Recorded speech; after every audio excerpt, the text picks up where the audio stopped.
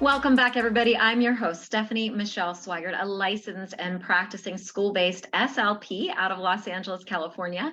My pronouns are she, her, and I'm here today with SpeechTherapyPD.com. We are excited. We are in the month of May, continuing our episodes talking about Better Hearing and Speech Month. And we know that ASHA tells us that each Better Hearing and Speech Month provides us an opportunity to really raise awareness about communication disorders and all of the ASHA members. So you've got SLPs, SLPAs, audiologists, and the theme for 2023 is building a strong foundation. So we thought this would be a very important time to bring on our guest, Dakota Sharp. Welcome, Dakota. Thank you so much for taking time to be here with us today. So glad to be here, Stephanie. Thank you so much for having me. I've been with the SpeechTherapyPD.com family since 2020, so 3 years. During the pandemic.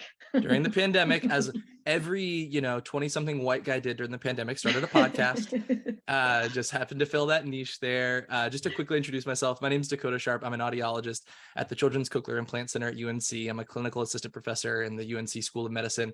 I primarily work with pediatric cochlear implants, but I am fascinated by everything that's in the audiology and speech and communication world. So back in 2020, I was teaching at a different university, and one of my students was working with a podcast host for a speech-focused podcast called First Bite, Fun, Fed, and Functional. Her name was Michelle Dawson. Yeah, and that still is her name. I'm very well aware, Michelle. Yes. So my student was working with her. She said, "Hey, you've got to come on this podcast. You've got to talk about cochlear implants with this speech crowd." Like, she'd been in my class where I taught about this thing. And I was like, that sounds amazing. I listened to like a bajillion podcasts. That'd be so much fun. So I joined Michelle for an episode. And then from there, it was just kind of like, hey, I'd be interested in kind of pursuing this for an audiology audience from SpeechTherapyPD.com, both SLPs and audiologists who want to get that continuing education. And the podcast was launched from there. That was the first year of my career.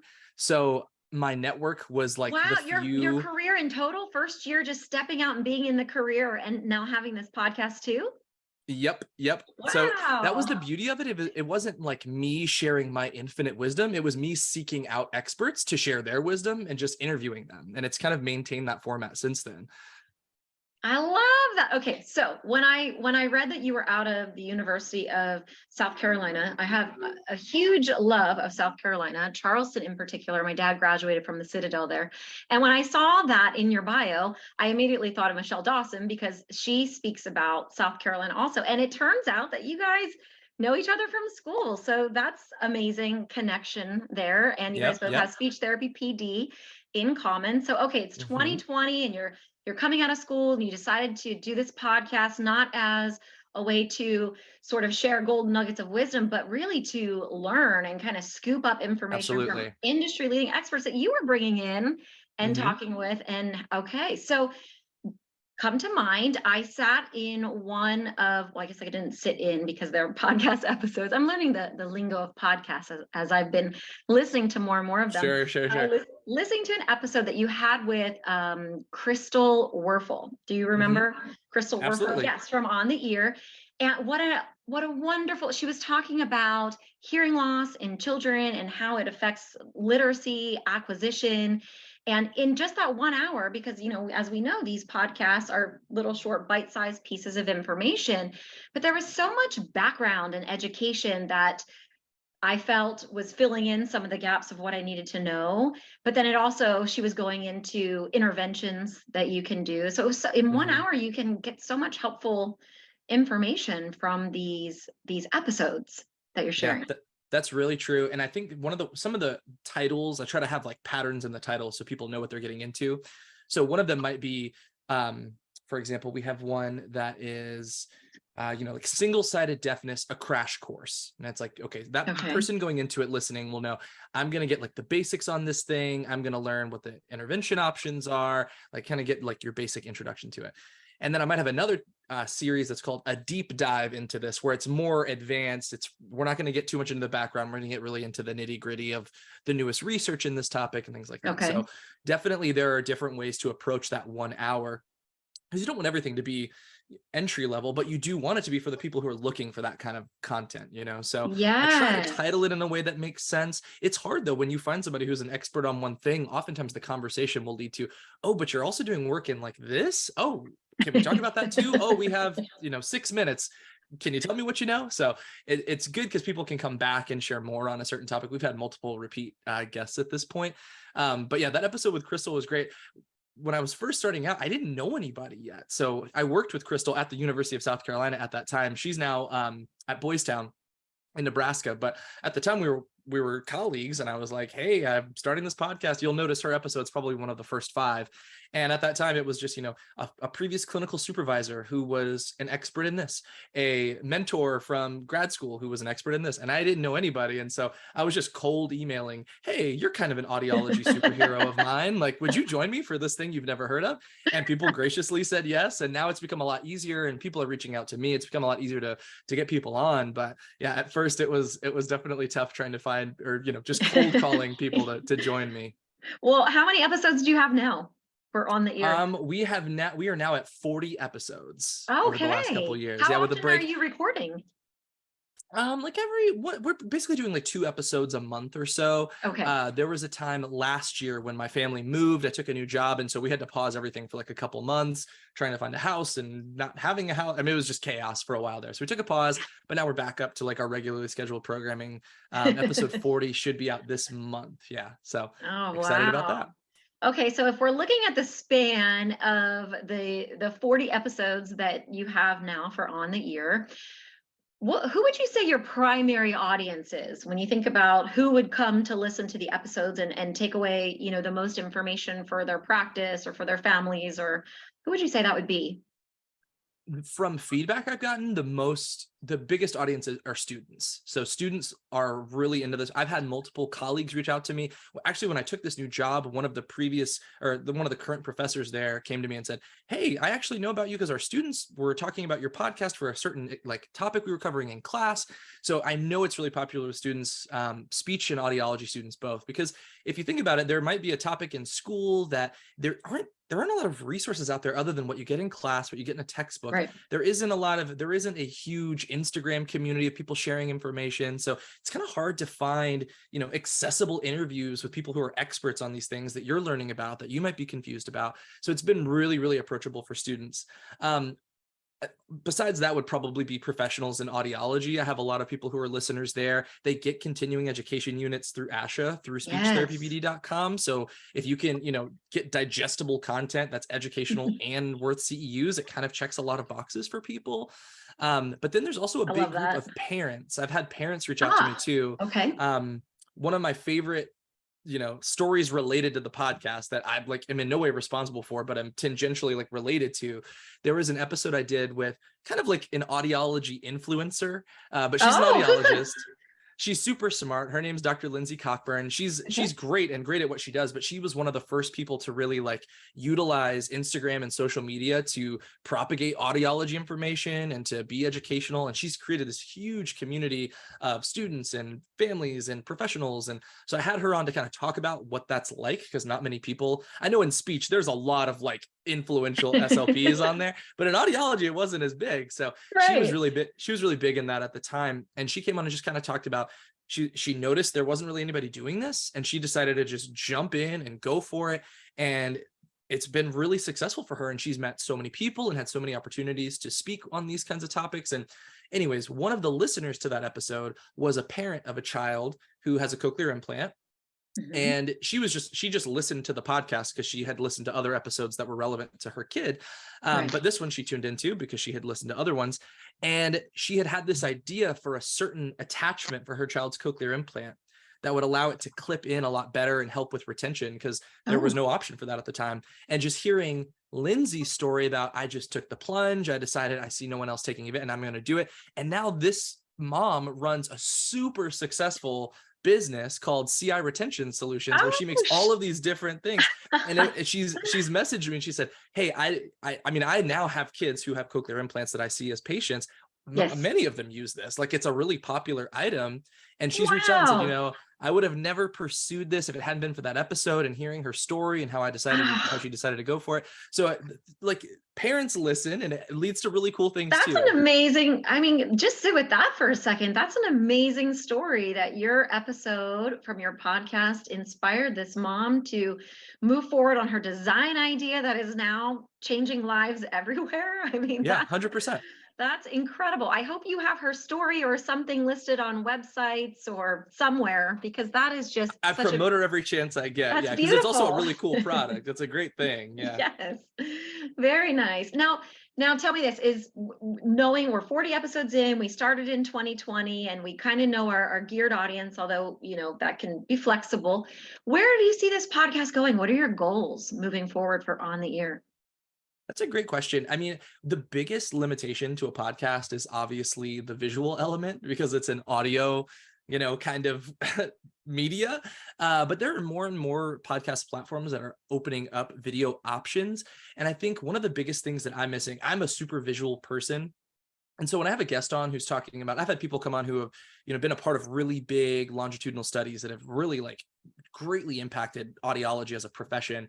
And when they talk about some of the data that they have, I'd love to be able to say, and look at this figure, and talk to me through this chart, right. talk to me through this table and this graph. And it's just not an option. So it's really hard to talk through data in an audio way that's really digestible. Yes. So that's always been a limitation. So I've wanted to look into doing that. I've also thought about, at this point, I've never uploaded like a solo episode of just me talking about something, because I just think that's too awkward.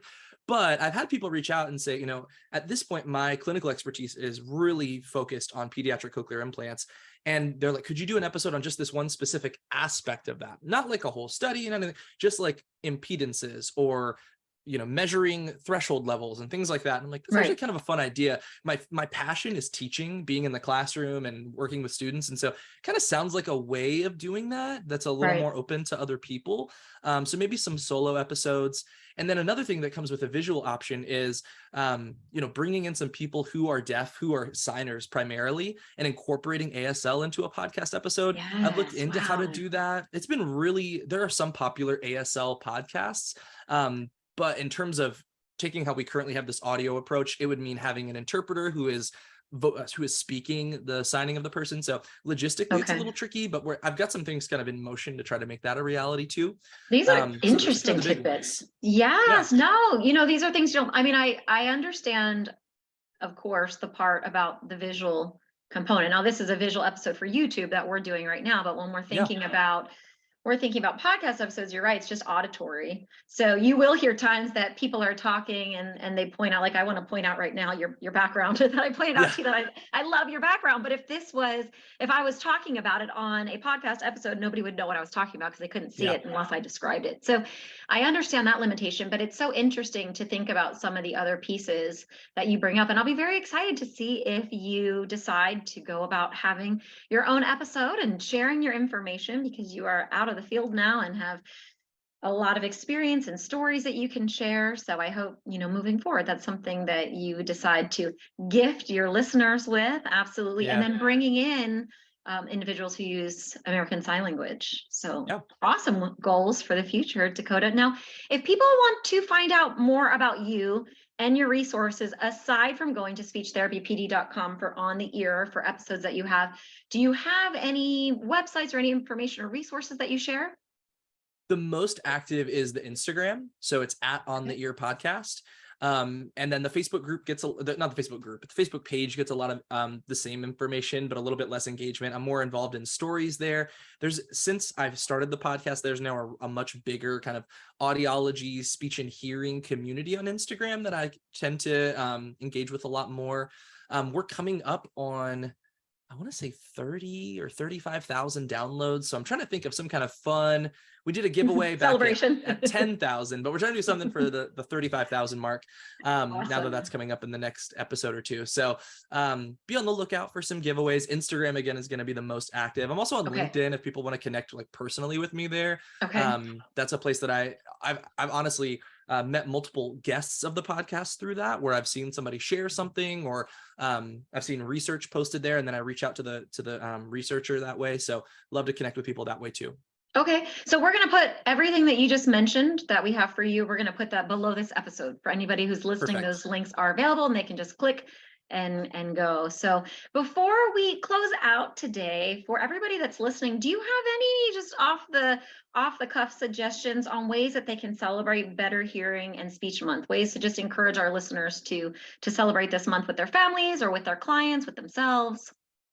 Yes, I think that's a great idea. It's an important month that I think when we think of healthcare in general, our hearing is normally so far down the list of things people are usually actionable about or pay attention to. Oftentimes it has a huge impact on their life, but people and healthcare in general, both, people in healthcare and insurance companies just kind of put it really low on the totem pole of priorities. But at the end of the day, a hearing loss can severely impact your quality of life and your ability to communicate and engage. And untreated hearing loss is associated with dementia and, decreased cognitive ability later in life. So I would say if you are a person who has struggled or had concerns about your hearing, or you have a family member who you have concerns about, encourage them to see an audiologist just for a hearing evaluation.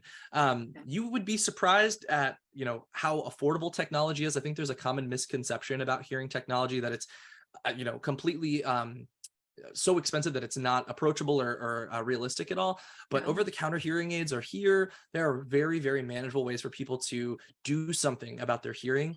And my second thing, this is a big one when I'm teaching my students that isn't talked about enough, is hearing health. So even if you don't have any hearing problems currently, noise-related hearing loss and tinnitus are extremely common and only becoming more common as our world is more noisy. So a couple quick things. First, you can Google CDC and hearing safety, and there's a lot of great infographics that you can share with young people in your life who you're worried about using headphones at levels that are unsafe, because that is one of the leading causes of tinnitus and noise-induced hearing loss later in life. And if you're like me and you're a lover of live music, one of the easy things you can do is step back. So if you're at a live music event and you feel like things are too loud, first of all, hearing protection is affordable and super helpful, but I know for everybody it's not super realistic, or you don't want to pursue it or whatever. But if you just increase the distance, there's something called the inverse square law that will help protect your ears little by little the further you get from the speakers. And I know it's easy for me to say, I'm a really tall person, so if I'm that far from the stage, it's not that big of a difference. I know my short friends have some qualms with that. But either way, just protect your ears. There's so much you can do and can be doing to take good care of your ears, and they will thank you. Your family and friends will thank you as you age. So yes, get a hearing test and protect those ears. Okay, I love that, and you're throwing me back. I was just at a country concert, I don't know, a couple weeks ago, and I took my daughter and her dad, and they gave out now I'm drawing a blank. What hearing are they? Protection, earplugs. Earplugs. Yeah, I couldn't think of the word. Earplugs. Something so simple. Earplugs to everybody. And we were kind of like trying to push up into the crowd in the front and get as close to the stage as possible. Absolutely. But I just thought it was so nice that they were just offering them. They were giving them away for free. I've never actually seen that at a concert. I've seen people bring their own protective earwear, but to see them passed out is really great. To see that people are recognizing that complications can come from music that is too loud or being too close to the speakers. So thank you for pointing that out. Custom hearing protection doesn't have to, I know foam earplugs tend to just make everything be like and kind of like impact the sound quality a lot, but there are custom earplugs that don't do that. They're more of an acoustic filter that just turn things down and maintain the sound quality. That I love mine. So I highly recommend people look into that kind of a thing too. Yes, especially like you said, if you're a big live music lover and this is your thing and you go out to a lot, then you're going to want to get yourself a pair of those for sure. Now we're missing one really important strategy that we can share with people, and that is check out an episode of On the Ear, right? Oh, of course. Yes, this month, head on over to speechtherapypd.com and check out Dakota and one of his 40 episodes and counting that he has for On the Ear. And everybody who's listening, for other topics, when you subscribe to speechtherapypd.com, you're going to get 1 year access to over 900 and counting live and on-demand courses, and you're going to earn those ASHA CEUs just like you do for listening to episodes on the Ear. You mentioned you're going to get the ASHA CEUs for that also. And for anybody, if you're new to speechtherapypd.com, you can access a free course. So be sure to look below this episode for more details on that. And if you found this video with myself and Dakota helpful, go ahead and give it a thumbs up. Be sure to subscribe so you hear of new episodes that we have when they're coming out. And we will see you back here next week. We are answering more of those golden questions that SLPs and SLPAs and maybe now audiologists have the answers for you guys. So please also, if there's a question that you have or a comment, you can also leave that below. We do want to hear from you.